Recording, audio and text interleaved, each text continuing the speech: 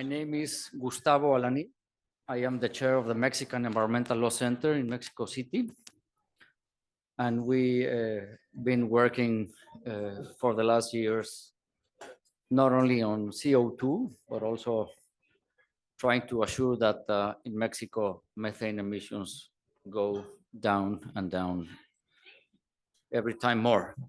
I want to welcome all of you to this session, which is called Exploring Methane Litigation Tools and Approaches. I will introduce the panelists in a moment. I would like to just say a few words to set the stage and start with the session. First of all, I would like to say that these topics probably in many of our countries still not a priority, no? Probably we haven't even understand what are we talking about, no? So I think that we have a big challenge ahead for us and for our governments, not only to understand, but also to have the political will to try to tackle methane emissions. And let me give you an example. In the case of Mexico, in this federal administration, the energy policy has been very regressive, no? It's a government that is pushing for oil and gas, which is promoting coal power. We're promoting oil fuel. So we're going in the opposite direction, no? And probably this is also happening in other countries. So I think we have to start mentioning that because of these things that happen, we need to take legal action from civil society, no?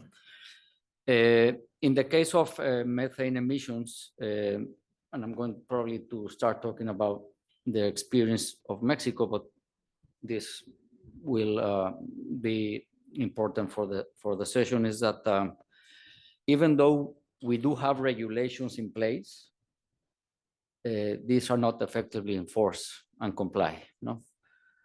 By those who emit emissions and by the authorities who are in charge of enforcing the regulations.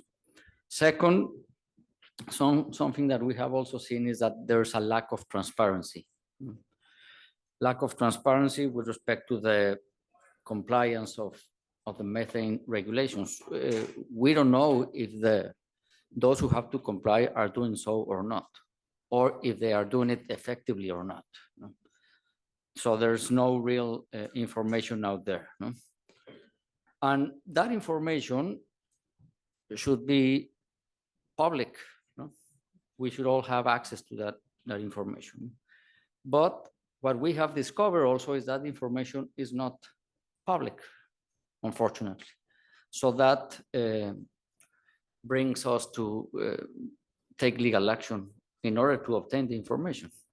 So let's say that we're doing a step back, because first we need to obtain the information in order to see what is happening out there with respect to methane emissions. And then, bearing in mind what we obtain, we can take legal action. Something that we have also discovered is that the government doesn't really give the value that it has for us to obtain the information, no? They don't really have the perspective of why it is important for us to have this information, no? And it is important this because it is very much framed within Mexico's environmental law, for example, the right to information, the right to a healthy environment, and not only in local or national legislation, but we also have Principle 10 of Rio Declaration, no? Which is very important for all of us. And we also have in the region, in the Latin American region, we have the Escazú Agreement, which talks about access to information, to environmental information, access to environmental justice, and the participation of the society in the decision-making process, and also talks about environmental defenders. And finally, another consideration that I would like to bring to the table is that we have seen, unfortunately, that the government is using certain type of arguments to deny the information that we need to see if the regulations related to methane are complied, and then for us to take legal action. Which are these arguments? National security, no? Which is, of course, an excuse for them not to give the information to us, no?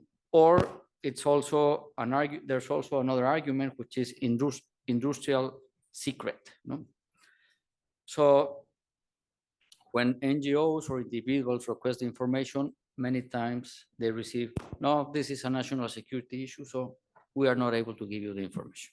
So they need to bring a challenge against that response and then go to the methane litigation. So I would like to leave it here just with this first thoughts. I will talk a little bit more about what we're doing in Mexico in this respect, but I would like to open the floor. I would like to for you to know that here in the panel we have Kjell.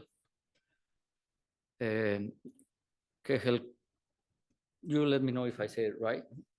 Kjell Kühne, is that okay? Good enough. Gracias. He's the director of LINGO. Thank you, Kjell, for being here and for sponsoring the session. We appreciate that very much. We also have with us Maxime, please also correct me. Beaugrand, is that okay or no? Good enough. It's more challenging the names of the session itself. Huh? Maxime is the director of the Paris office of the IGSD. And then I believe we will have Margherita Cornaglia. She will be virtually, no? She's a barrister with the Doughty Street Chambers in London, I believe, no? And then we have Julia, who is here. Thank you, Julia. Julia Solana, who is program director at CCCA. So with that in mind, I would like to set the stage, and please feel free to, we start with you. Please, yeah, Maxime, go ahead. The plan that I start, and I'm very happy to come back into further details, but I was keen to sort of reset the stage and remind ourselves we are at COP, and we have a mission. The biggest mission of all would be to keep 1.5 within reach. And so it's extremely important to remind ourselves that we will not keep 1.5 within reach and making it as a guardrail it should be if we don't address non-CO2 pollution. So methane is a blowtorch that is turning our global heating to global boiling. And why is that? Methane is trapping more heat than CO2 and is 80 times more harmful than CO2. So that's an important first set, a piece of the science, the reason why we worry and address methane through litigation and other avenues. So this blowtorch comes from three sectors, which I know Julia will get into further details, but overall there's the methane coming from the oil and gas sector, so fossil methane, leaky pipelines and flaring, as well as coal bed methane, untapped oil wells. So this is the fossil methane, 30% approximately of the problem. Then agricultural methane coming from cows and rice paddies, and waste coming from landfills. So we have the bigger picture of if we don't do methane, we will not be in a safe zone that is keeping human in a habitable hearth Earth, sorry, a planet that is, and we will create havoc and a lot of human suffering. So for years, methane and other short-lived climate pollutants were the sort of sad cousin of the CO2 and were a bit forgotten. This is changing, luckily. And so I'd like to kind of also remind ourselves that cutting methane and other non-CO2 pollutants can do way more than cutting CO2 in the near term. So we describe this race, we need to run the marathon of decarbonization as fast as possible. But we won't get towards the marathon 2050 if we don't win the sprint, if we don't keep ourselves in a safe zone by 2030. And only non-CO2 strategies can deliver that. So what's the state of play rapidly? Because I know we were mostly here to talk about litigation, but I think it's important to understand where we are, especially the last few days. Stuff have happened here at COP. But starting in COP26, we had a global methane pledge. I think now it's more than 150 countries have joined, more than have just joined recently. And the last 2 days, Turkmenistan, I heard, and Kazakhstan. But so the Global Methane Pledge launched in Glasgow was very useful to socialize the issue. So the collective goal is to reduce 30% of methane emissions by 2030. Good goal, good way to socialize the issue and get countries paying attention. Since we've had in the last few months a sort of massive leap in sort of further regulation. So we have the EU, after a long wait, has issued its regulation last month with a stronger uptake in detection and stopping leaks and repairing leaks. And with the biggest win was to get to the EU to regulate its imports, because we know that most of the problem is not our the EU domestic market, but its import market. So big win was to get that the regulation to include import standards. The big loss there was that we only got the standards to be adopted by 2030. But step one, the EU gets its act together. Step two, the US started a year ago with in the Inflation Reduction Act. There's a fee on wasted methane, and Saturday morning they've issued more standard regulations in the US, which is a big win. Then, of course, we had China and US meeting in Sunnylands and agreeing to do more together domestically. So China now has a national methane action plan. And they both went on stage on Saturday with the UAE to sort of announce further bilateral actions and announce that they will take care of and urge countries to take NDCs, make sure that NDCs encompasses all greenhouse gases, methane included. And so at the COP on Saturday at the Methane Summit, which was a big premiere, I have a summit on methane and non-CO2. We had a bigger uptake from the industry, as in, 50 companies, NOx and IOCs, national oil companies, and international oil companies agreeing to ban flaring by 2030 and get towards near zero methane emissions by 2030. So, pieces of the puzzles are coming. It's still voluntary. So fool me once, shame on you. Fool me twice, shame on me. We are going to try to pay attention to how we take this as a further step. And probably a global methane agreement that is binding should be inevitable. But in the process, and I now kind of concentrate a bit more on litigation, litigation can be used to accelerate the uptake on methane mitigation, and the threat of litigation, darkening the shadow of responsibility, is also a very useful tool in our toolbox.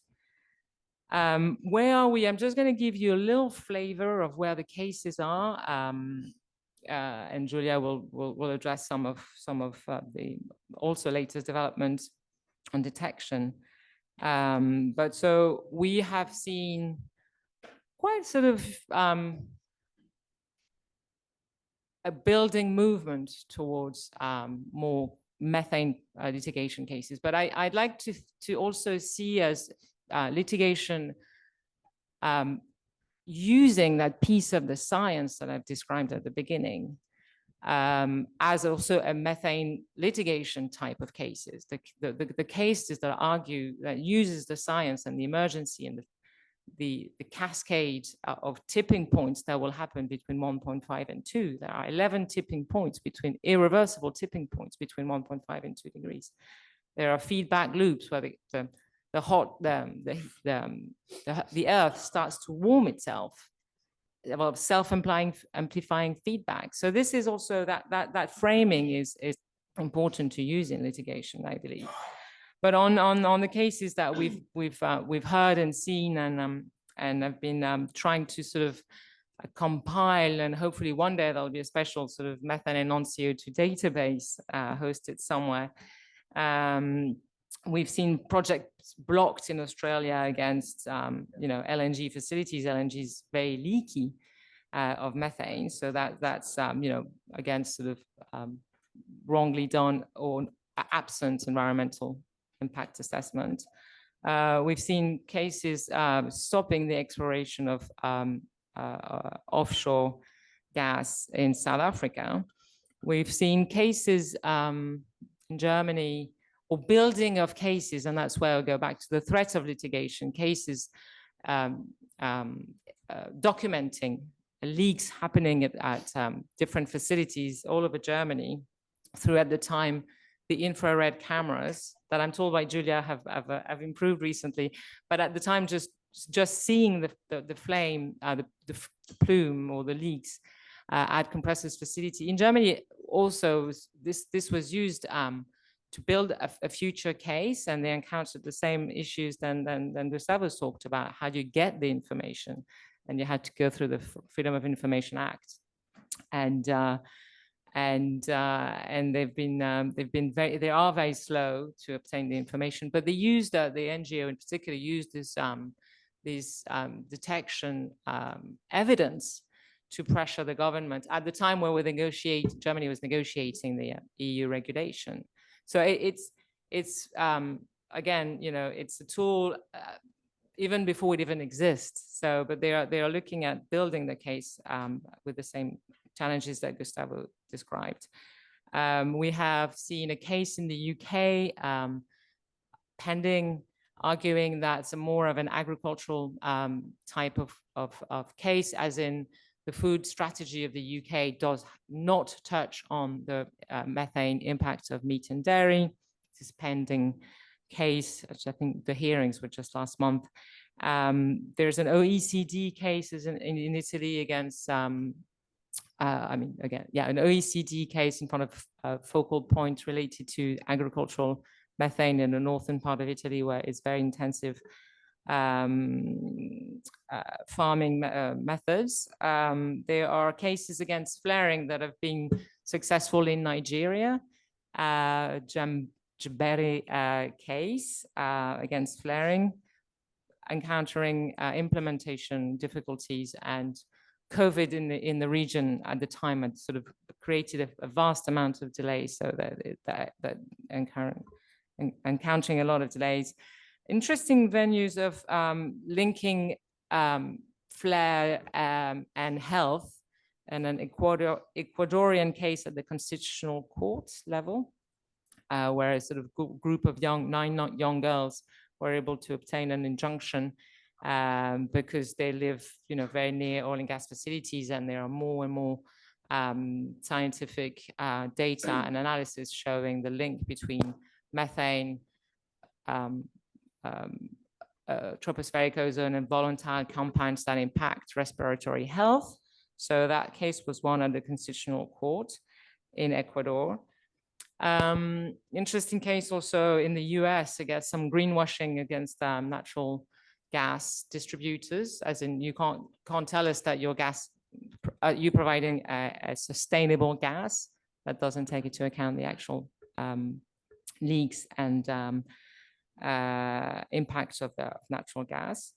So we see an uptake of methane litigation coinciding with what some have described, the tidal wave of litigation, of climate litigation. So strong uptake. Now, looking into the future, we need to think collectively on how we can sort of build the bulk of evidence that's needed. So health data, but also look at how we can have cases that we can replicate. As again, the bulk of evidence that's needed will be kind of, useful around the world. So that's going to be an important development, we think, in the litigation field coming up. I'll stop here, but I can go into further details if questions arise. And I think it's either Margherita or Margherita. So Margherita, yes, from London. Hello, are you able to hear me? Can't hear you. Can you talk, Margherita? Yes. We can hear you. Can you hear me? Yes. Okay, perfect. Sorry. It's lovely to be here. Thank you for having me. That was a great intro to litigation by Maxime. So I won't take up too much more of your time speaking about some of the more granular issues that we're experiencing in some of the litigation that I'm involved in, which focuses on methane to some extent. I'd like to spend my 10 minutes looking at two different forms of litigation. The first is human rights litigation at the regional or international level. And the second is litigation under domestic law before domestic courts. My perspectives from the UK, so obviously what I'll say about the latter is not universally applicable, but I hope it'll highlight some of the key issues in terms of trying to push for greater private law responsibility for methane emissions under domestic systems of law.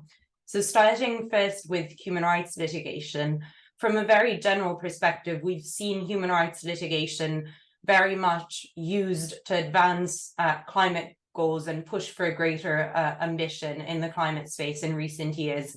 And certainly it's the one area of law that has been used, I would say, quite successfully in order to heighten state ambition when it comes to mitigation of emissions. One of the most famous cases we've seen is the Urgenda claim. It's a claim that was brought in the Netherlands, and it succeeded in establishing a state obligation to reduce emissions to comply with human rights law. At the same time, we've seen a number of cases brought before regional human rights courts. The ones I'm most familiar with are the cases brought before the European Court of Human Rights.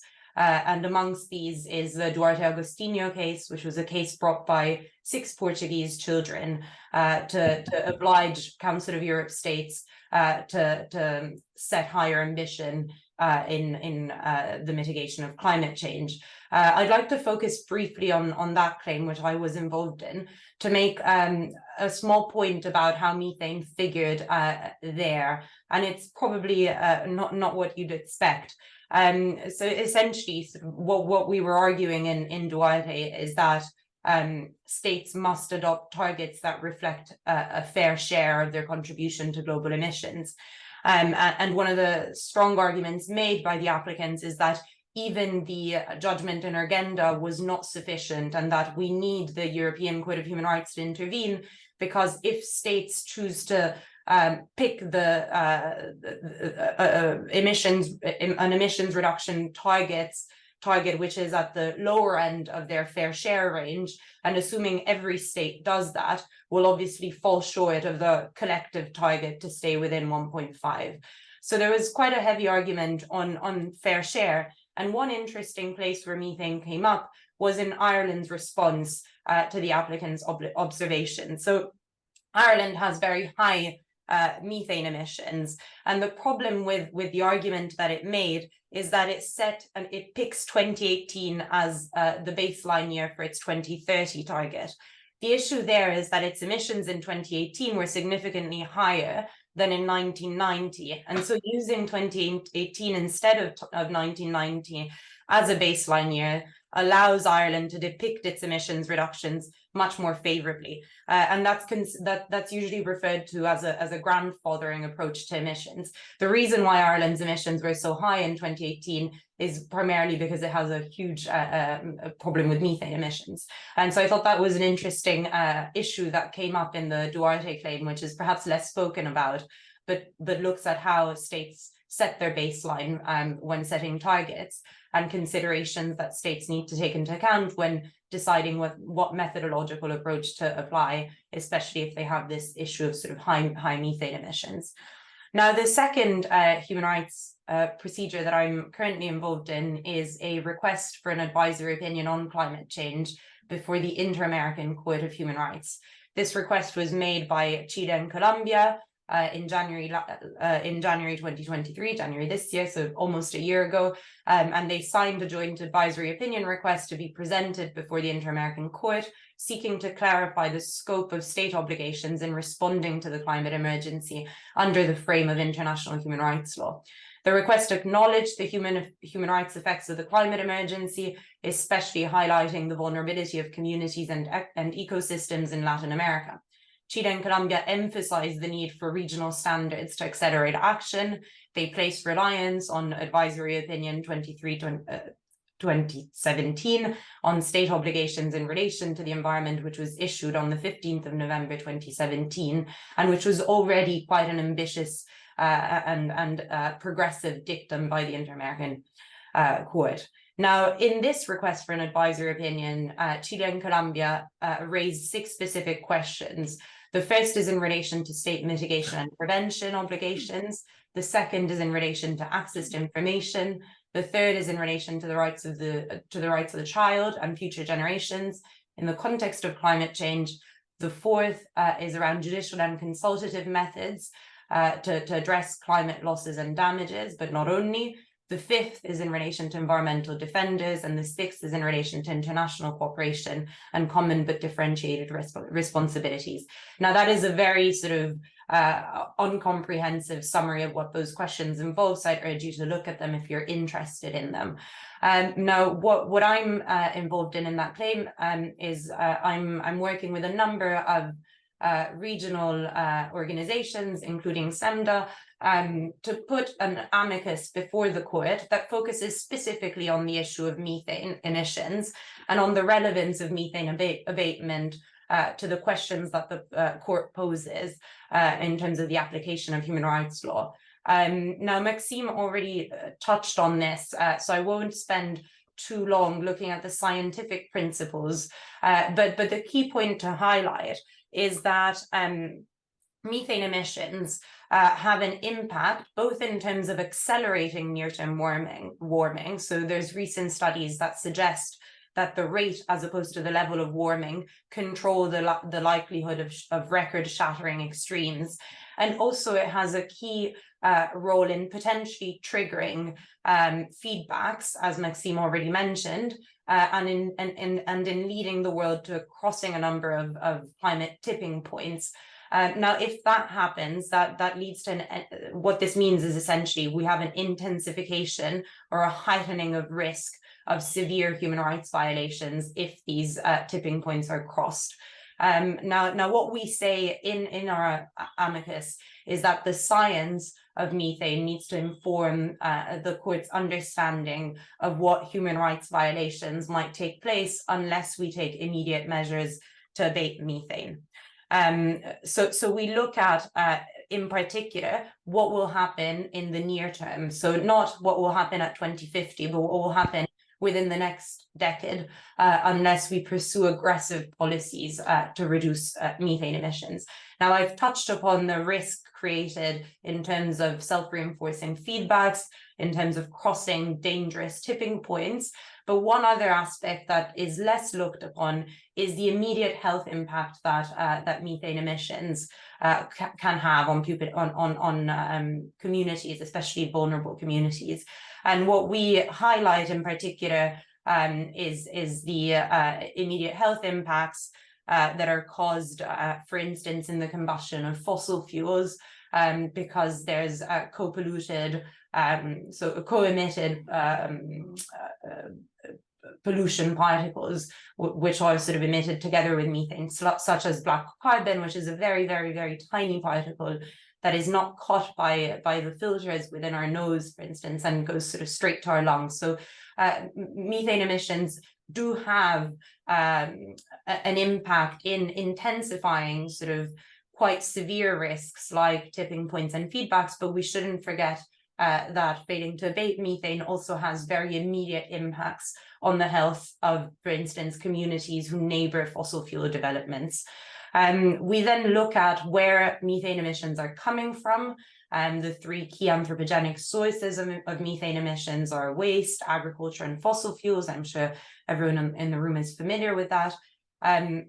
And we highlight one matter that Gustavo has already touched upon, which is the issue of access to data. Now, the problem with methane emissions is that we've seen in recent years, as technology has developed to allow us to detect methane emissions from observational methods with much greater precision, that official reporting of methane emissions significantly underestimates what are the actual observed emissions that we're seeing. So what this means is that we have a problematic picture in terms of understanding how much methane there actually is in the atmosphere, where it's being emitted from, at what pace. And also we have a problem that involves states setting target reductions, targets to reduce emissions and mitigate climate change, which might be based on misleading data, essentially.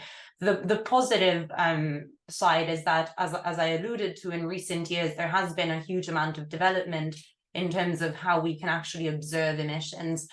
Satellites are sort of certainly one of the key methods that we've seen. And so we're starting to have much greater clarity as to where these emissions are coming from and how significant they are. What we then do is that we delve into a number of case studies from the region. I won't touch on all of them, but I'd like to touch on two. The first is in relation to Mexico. So the problem with Mexico is that Mexico actually has, and I'm sure others in the panel will be able to speak to this better than myself, but Mexico does have quite ambitious methane regulations. The problem is they're not being enforced. And one of the main reasons why they're not being enforced is that the current president AMLO has come to power on a promise of sort of achieving energy independence to some extent, and so it has put pressure on domestic oil and gas producers, and in particular the state-owned Pemex, to increase oil output. And so what this means is that the methane regulations that require, for instance, leak detection and repair at oil and gas facilities are not being properly enforced, which means that we're seeing a huge amount of methane emissions since the start of AMLO's presidency. And one other issue that the organizations that we're working with in Mexico really point out is this problem of access to information and failure to comply with the Escazú agreement, because access to public information, so for instance, plans that companies need to publish under domestic regulations to explain the measures that will be taken to abate methane, should be readily accessible via an administrative process. What local civil society groups are experiencing instead is significant difficulty in accessing this information. So as opposed to having a quick administrative process that yields this evidence, they need to engage in lengthy and costly litigation to access it, which is a contravention of Mexico's commitments under international law, and in particular under the Escazú agreement, and obviously limits to a massive extent the role that civil society watchdogs can play in ensuring that these regulations are properly enforced. So that's just an example of sort of issues that might be experienced in the fossil fuel space when it comes to regulating methane emissions. And I guess adding insult to injury, the really interesting thing about these emissions is that we know how to abate them. The tools are out there, they exist. they're usually quite cost effective as well, if not profitable, because capturing methane gas it is profitable. The gas can then be resold on gas markets and used for energy, as opposed to sort of being vented or flared and thus wasted. So I think those are some of the issues that we're seeing, and probably the problem is that ultimately these measures are expensive. Corporates don't particularly want to invest in them, and there might be an issue in terms of injection of finance, incentives, etc.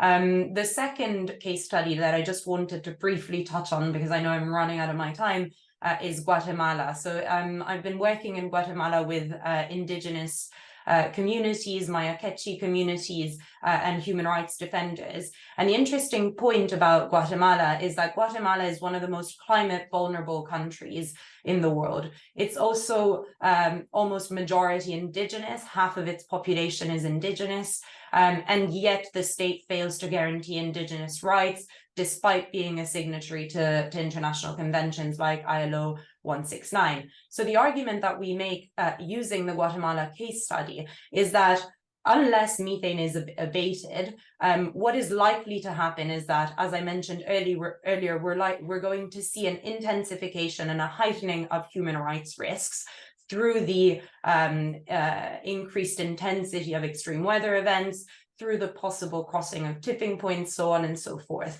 What that means is that those impacts are likely to affect vulnerable communities and indigenous communities most. There's a lot of literature that shows how indigenous communities are often hardest hit by the impacts of climate change, particularly because of their strong relationship with the lands that they inhabit. So what we say to the court, and what we ask the court to recommend that states do, is to ensure that indigenous rights are guaranteed and that title to land is recognized, to ensure that indigenous communities have the adaptive capacity to adapt to the intensification of near-term warming and associated consequences should we fail to abate methane emissions. So we're bringing in an adaptation argument as well as a mitigation one. That's a very sort of short summary of what we're trying to do on the human rights space. But I'd just like to sort of very quickly end on the significance of human rights litigation, because as I was saying in my at the start of my small talk, is human rights litigation usually unblocks other litigation at the domestic level. So my question is, will we be seeing more litigation focusing on methane at the domestic level? And my view is that there are possibly two key areas to look out for. The first is health-related litigation. So as we start to really understand the impacts that methane might have on health, we might see greater litigation seeking to hold emitters accountable for the negative impacts on health of communities that are affected by methane emissions, whether that be by incomplete flaring of methane emissions that creates benzene and NAP2, which are sort of highly toxic and carcinogenic substances, or through black carbon, as I've already mentioned beforehand, or otherwise. Similarly, we might see some litigation looking at losses caused to, for instance, plants and nature, because methane does have that effect as well. And then on the other side, the question is, will we see a greater attempt to hold corporate actors accountable for methane emissions? What we've been seeing in recent years is a renewed effort to hold carbon majors accountable for the consequences of their emissions based on attribution science that allows you to attribute particular extreme weather events or slow onset events to emissions.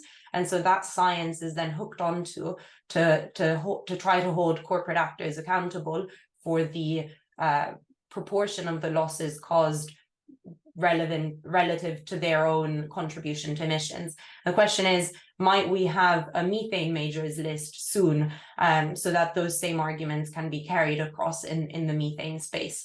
I don't know, but those seem to be two potential areas of future litigation, which might be ones to watch. Thank you, and sorry for having exceeded my time slightly. Thank you. Thank you, Margherita. Now is the turn for Kjell. Please go ahead. Thank you. I would like to go back to the big picture, and I would like to show a slide. I don't know if colleagues can let me know how to project it onto the screen. Yes, if you want to come over and help me put it up.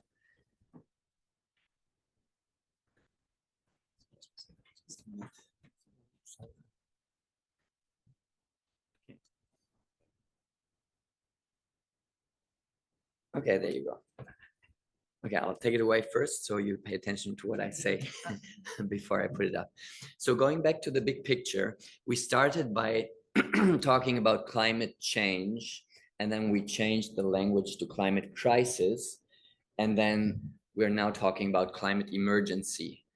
And similarly, we started talking about global warming, then we switched the language to global heating because it's not nice and warm, it's heat.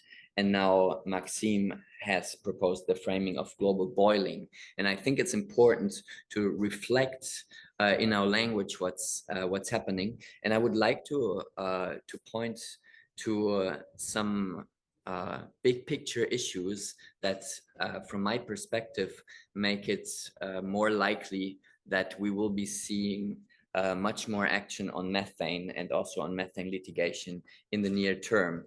So I lead a climate organization called LINGO, Leave It in the Ground Initiative. We focus on keeping fossil fuels in the ground. So I come from environmental activism, fighting against fossil fuels. I also do have a PhD in geography, so I like to dig into data. And looking at the methane issue, I found it to be quite complex. And one of the things that caught my attention was this graph that a colleague from the US shared, which shows that methane makes up about half of the net warming or heating or boiling, as you would like, that we are seeing today. So 1 degree of heating and half a degree thanks to methane. And there's a few complications in that with things heating and cooling, but to me that was quite a mind-blowing insight that half of what we're seeing right now can be traced to methane. And now the interesting thing is that there is a difference between CO2 and methane in its time profile, and that is very important for our possibility to intervene and to do something about it. So when you look at how CO2 behaves after being emitted, it stays around for a long time. Let me see if I can make this bigger. There you go. So this is the CO2 that has been emitted in the past. Each color is a decade. So basically you emit it and it sticks around. If you do the same for methane, you emit it and it washes out very quickly. And that means if we stop emitting methane, the emitting that we emitted in the past years will disappear very quickly. And the previous slide that showed that half a degree of warming is thanks to methane means that we have a chance to eliminate that by stopping to emit methane, and it will wash out, and it could even potentially bring temperatures down if we stopped emitting very quickly.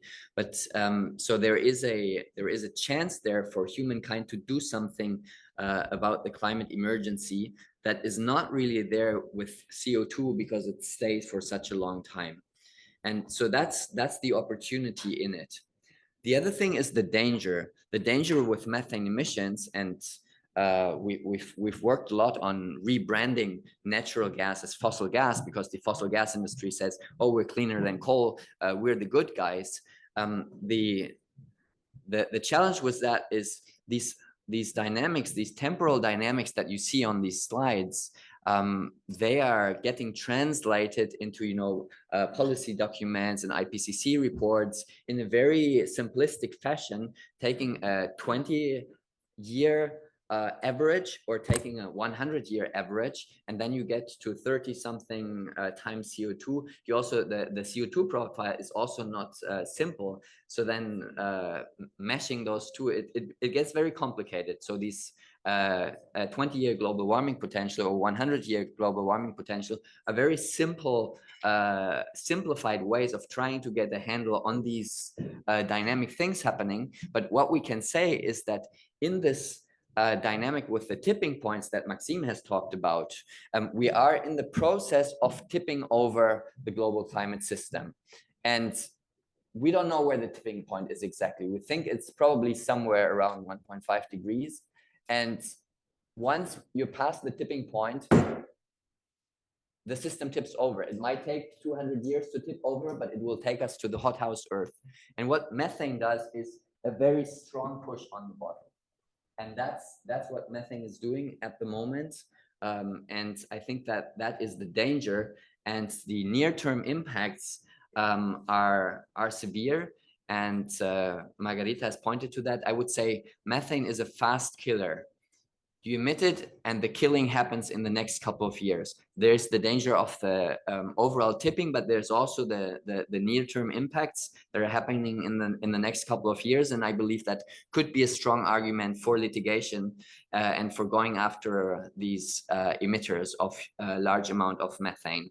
And in that overall landscape, we're trying to crunch numbers and are working on a tool where you can put in the amount of methane that some facility or some policy is emitting or is responsible for, and then you will get to the heating contribution in a specific year. And then you can, for example, there is an attribution science community that's working on attributing extreme weather events to man-made climate change.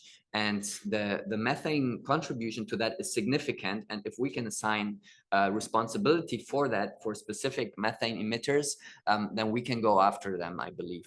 So that's some of the things that we're working on. And I'm happy to have brought some of the colleagues, working on the cutting edge of methane litigation here.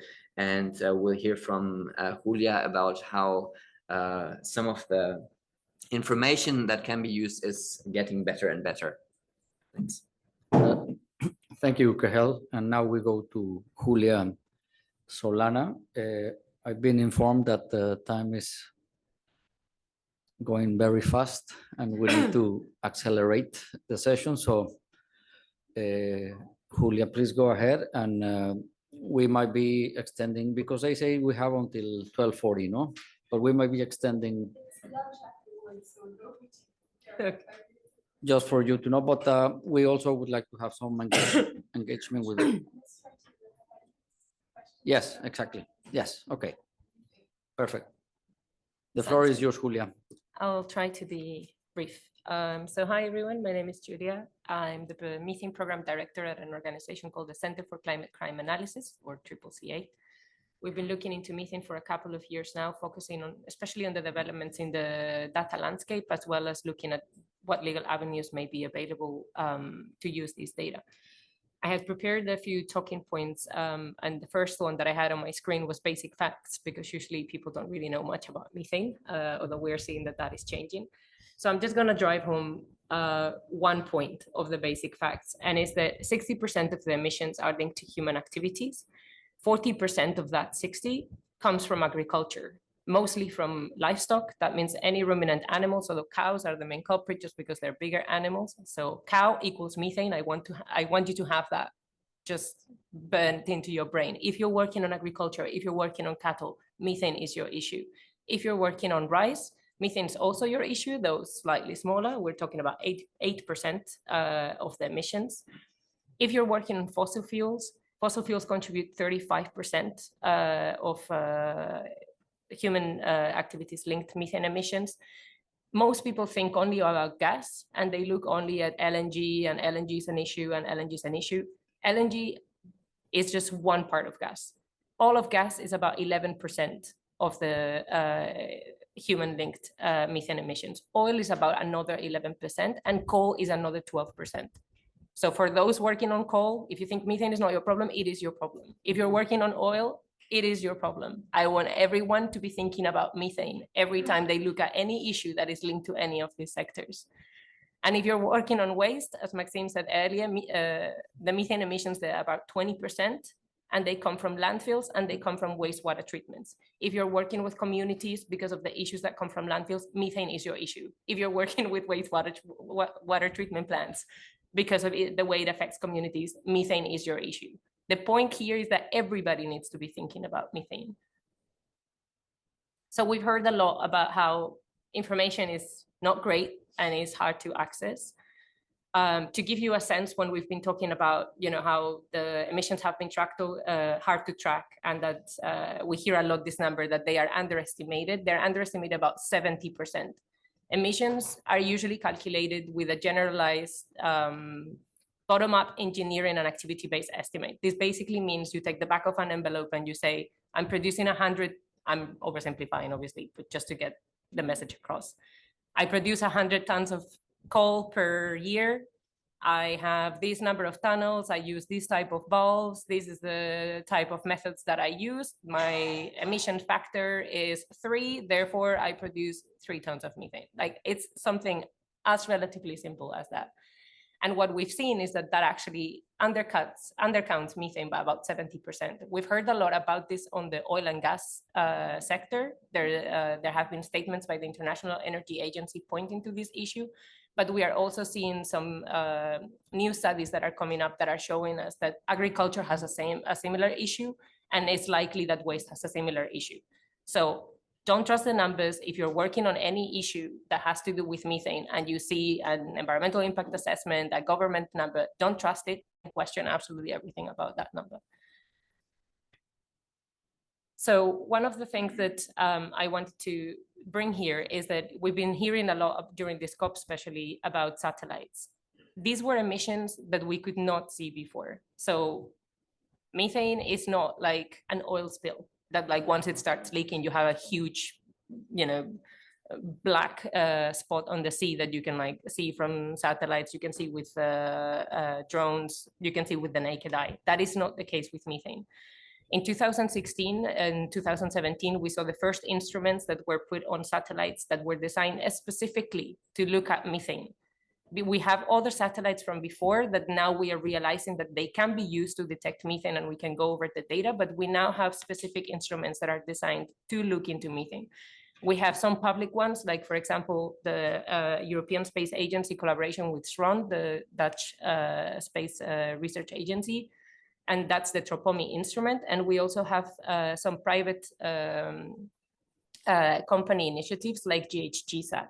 But in the last couple of years in particular, we've seen a rise in the use of this remote sensing technology to look at, like, what are these emissions? Like, what can we see from space? And this is how we came to the realization that we are underestimating by about 70%. And these technologies can be used to look at emissions at the regional level, but we're getting better and better. And that means that we're getting to that point where we can look at facility level emissions. Not only do we have these efforts, but there's been a huge push, especially since the COP26 in Glasgow and the launch of the Global Methane Pledge, to make this information even better. And you may be wondering why we're talking about satellites here, but satellite information is public. When it comes from state agencies, it's public information. So you will not be able to access GHGSat's proprietary information, but you will be able to access the European Space Agency information, NASA's information that is out there for us to use, and make sure that we can do as much as we can with imperfect information, but that we can already start using it and try to figure out what are the legal avenues where we can use to catalyze action. So some of the technical developments that we've seen, especially over the last 2 years, is the new uses of existing satellites, as I mentioned, like, for example, ENMAP and PRISMA. We have recent launches. GHGSat started with 1 satellite, but now they're putting a whole constellation. And while we are not able to access that information. They're putting that information at the service of the some parts of the scientific community. There's collaboration there. So we'll get the results of that data, even if we cannot access the raw data ourselves. And we also have 2 upcoming launches that have promised to make all the data available open source. And that is Carbon Mapper and Methane Sat. And you may be wondering, if we have all these satellites and we can look at all these things, like why the hell is this issue not solved yet? Actually, each satellite gives us a very different picture of the emissions. So it's not like we can take one snapshot and see where the emissions are and like that's the end of it, the way you can look, for example, at deforestation, where you can see that, you know, there was forest here and now there's no forest anymore, and you just take a before and after and you have a pretty compelling and easy to understand case. What we have here is that some of these instruments have, you know, higher degrees of capability in terms of detecting smaller amounts of methane, but then they may be worse at the spatial issue. So you cannot tell exactly where it came from, even though it's very good at detecting the methane. Or you have the opposite problem. You have very good spatial resolution. You can look very closely at where it's coming from, but it's not so good at detecting the methane. And there's always this trade-off. This is why we have to have this whole collection of instruments and look at, you know, you can't just say like, I saw this on Tropomics or like this, this is where it is. You need to use all of it. So the reason I'm talking about all of this is because when the Global Methane Pledge was launched, there was another initiative that was launched, which was the International Emissions Observatory. And the idea was that it would help make the Global Methane Pledge actually become something tangible and that will make a change. The latest project from the IMEO is something called the MARS system, Methane Alert and Response System. And they have just launched on December 1st a data platform that is public and accessible to the that is accessible to the public. So you can go on that platform and actually see what is it that IMEO is seeing, who are looking at all of these different satellite instruments, and they're trying to attach them to specific facilities and specific regions. And then they're notifying the governments about it, or they're notifying the companies about it. The company can no longer say that they don't know that they had a leak. The country can no longer say that they no longer know that they had a leak. Now it's public knowledge. So also the issues that we're seeing with this is private, this is information that is proprietary, this is information that, you know, touches on national security. That is no longer an argument, and we need to fight it, because now we have public information that shows that there are leaks here, and we can go to our governments and we can go to our companies and ask them what are they doing about it. So what is it that we would like to see, or like what CCCA wants to achieve? We want to reduce the operational, regulatory, and commercial space for methane-intensive projects. We want to mainstream within and through the work of civil society working on climate change, hence my drilling you on if you're working on cattle, this is your issue. If you're working on gas, this is your issue. If you're working on coal, this is your issue. And we want to maximize the impact of this information that I'm telling you that we have now, that is only getting better. It's not perfect, but we have no time to wait for perfect information. I think Maxime and Kjell have touched very much upon that. We can't wait to have the perfect collection of satellites and studies and the data that the government gives us, et cetera, to build the perfect case. We need to get creative, and we need to see what is it that we can do with information that is already out there. So we have some challenges with the information. I also don't want you to think that because we have satellites and the information is public, you know, now the issue is solved. We can't see everywhere. So, you know, there's this saying that, you know, we have the satellites now, so, you know, they will no longer be able to hide it. The truth is that there are areas of the world where they can hide very well because the satellites actually cannot see over there. So we have issues, for example, in the tropics where we don't have good coverage due to cloud cover. We have issues, for example, offshore, although those are being worked on, and we're seeing some recent scientific papers that have tackled that issue. And we have issues when we are close to the poles because we don't have enough sunlight. These are not, I don't want you to think that because we have problems, that means that there's nothing that can be done, because we will overcome these problems as well. There's different instruments, you can use different technology to overcome some of these problems. But I also don't want everyone to think that satellite is what's gonna, you know, data is what's gonna solve their problem in their location where maybe there's like literally nothing there. But also the fact that it's not on the satellite does not mean that the emissions are not there. So again, keep your eyes open and question every number that you see related to methane in any project that you may be challenging or any governmental action that you may be challenging. The last thing that I wanted to touch upon, and I'm sorry that I'm like trying to rush here, but I'll be happy to speak to anyone that has questions afterwards, We have thought of sort of three broad categories of cases that we see. One would be cases based on methane emissions from facilities. We see from Maxime that there's a lot of information, a lot of regulation that is coming out. We have the EU regulation, we have the US regulation. Canada also just announced yesterday that they were going to revise their regulations and that they're going to improve. Brazil is going to revise the regulations this year. Nigeria has just issued regulations. Indonesia is looking at the regulations. Countries are acting, but we need to make sure that we hold them accountable and that we make use of whatever legal avenues they may open for us. The other issue that I want to raise is that even if you don't have methane regulations, use whatever tool you have in your toolbox. If there's environmental impact assessments, look at how they're looking at climate impact. Are they looking at climate impact? How is methane treated? Are they separating the different gases and not just saying that the climate impact is X number of CO2 equivalent? That is just not good enough.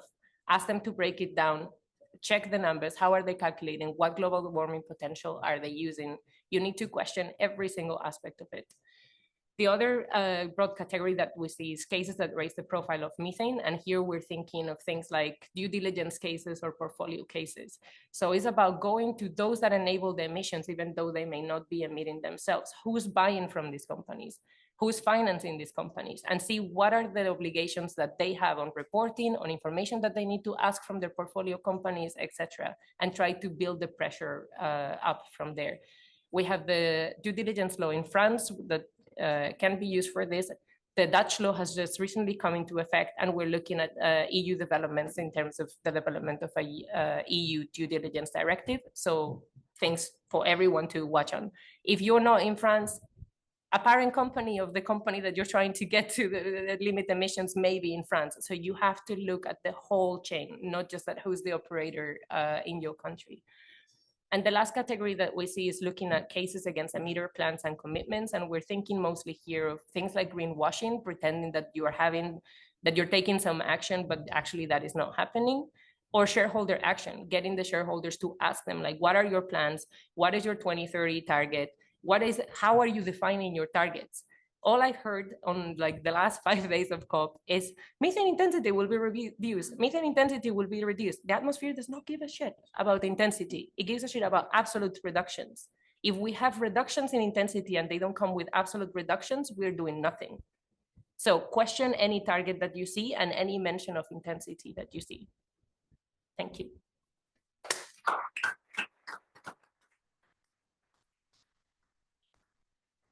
Perfecto. Gracias, Julia. I thank you very much, and of course, everybody in the panel. So I'm going to open to our audience here just to mention a couple of things. The first is that let's remind what is at risk. It's our health. No? And not only health, but also, for example, in the case of Mexico, the right to health that we have in the Constitution. No? And also the right that we have in the Constitution to a healthy environment. No? So we need to fight for that, of course. No? The other thing that I want to mention is that there are other avenues that may complement the legal work that we do. For example, in Mexico, we started what we call the Mexican Methane Emissions Observatory, no? With other NGOs in order to be behind the government, emitters, etc., and make diffusion of the information. So we put them in the spot, no? And this makes them to be ashamed of what we're doing. So that's another way of trying to go after the methane emitters and try to assure that in time we go down on that. So I want to open the floor, please. So perhaps we'll try to take 2 questions maximum and then if they make it short, let's make 3. The 1, 2, and 3, please. Okay. So what I got from the panel, which is brilliant and very important, and thank you, was that there's a lot of data that needs to be put in questions. Lawyers don't typically have that capability. And I was just wondering, this is coming from a position of not having that much knowledge about methane, but are there annual reports that put out that synthesize the data and does that analysis which then can be employed and used by strategic plaintiffs in the way that we have IGSD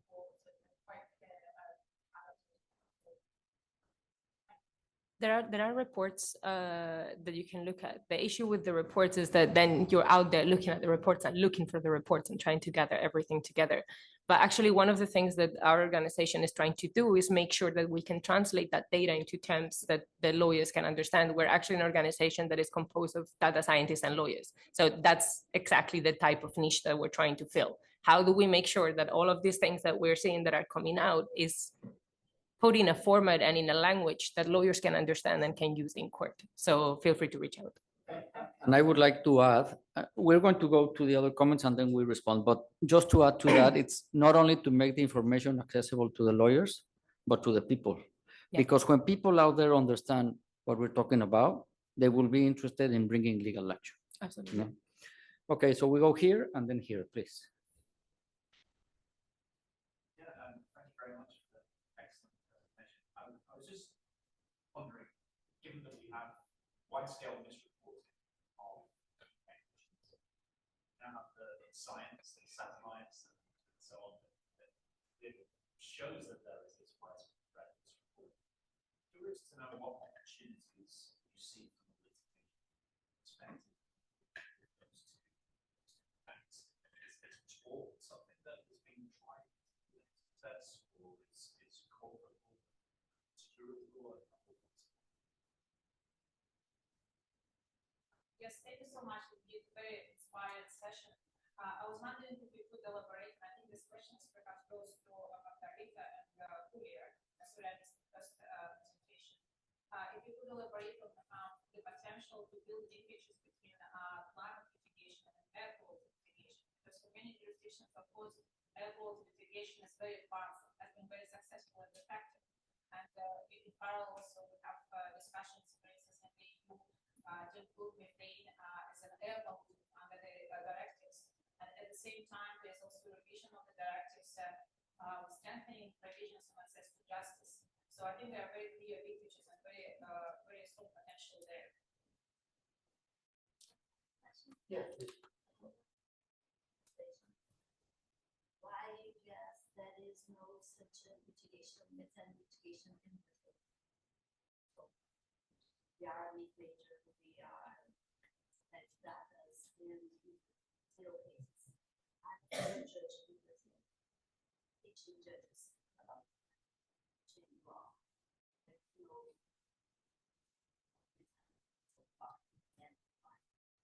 Hopefully we'll come to you soon Okay. enough. Come to us afterwards. Margherita, you want to take the floor? I'm still here, but I can't hear anything from the room, and unfortunately, I have to head into the office. Okay. It's almost 9 here. Okay. So I no couldn't worries. really hear the questions. But I'm sure that Maxime will, and Kjell will be able to take them on my behalf. Apologies, Okay. everyone. Don't worry. Thanks so much. Please. Well, I think both of these questions are really great questions, and I think they will probably take more than 2 or 3 minutes to answer and to work out. We were convening this session to try and start that conversation and stick our heads together and look at these different approaches and figure out what data is there, what thinking is there already, who's working on what, and I think we should just follow up and figure out if there is something that can be done on those fronts. Yeah, I'm sorry that I don't have the answer ready made. Yeah, no, I think, I guess our emails will be circulated. So very happy to continue this conversation via email. But yeah, I mean, there is a lot of cases are being seeded, and we, as you can see, it's growing fast, and the problem we're facing is fast too. So, but still, litigation takes time to build. But I'm sure you'll have methane cases on your desk. Yeah, as far as I know, no third case has been tried. Have you heard? Yeah, there's any? some pending in the US. Okay, so there's some pending cases in the US. The issue with why are we not seeing litigation, for example, in Brazil? Brazil, not greatly covered by, it's not greatly covered by satellites, the type of satellites that we use for methane, for example. So we actually don't have a lot of insight as to what is going on in terms of emissions, but it will get better as we get different types of instruments up there to see.